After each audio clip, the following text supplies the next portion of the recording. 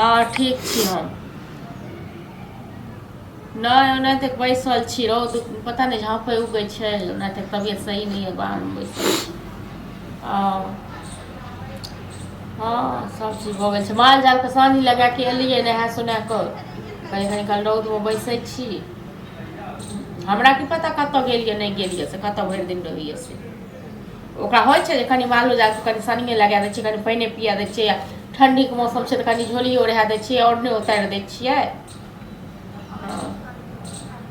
ठीक छै तऽ खा लिअ ठीक छै कतऽ गेलै नहीं गेलै कोनो अथिए नहीं रखै छै कथी बनबनाइत रहै छी जब भी अंगनामे आबै छी हेयौ ज्यादा कहै छै अहीं चढ़ि कऽ बाजै छी नहीं हम चढ़ के बाजै अहीं चढ़ि कऽ बाजै छी से कहू ने भरि दिन अहाँ टंडेली दैत रहै छियै कतऽ माल कतऽ झाल कोनो रहैए परवाह जे हमरा घरो दुआरिमे काम यऽ से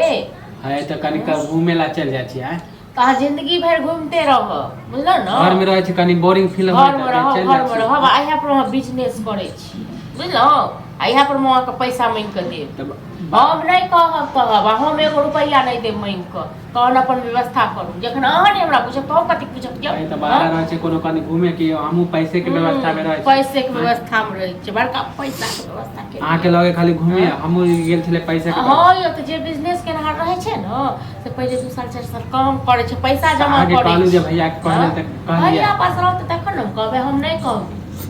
कहबै भैया को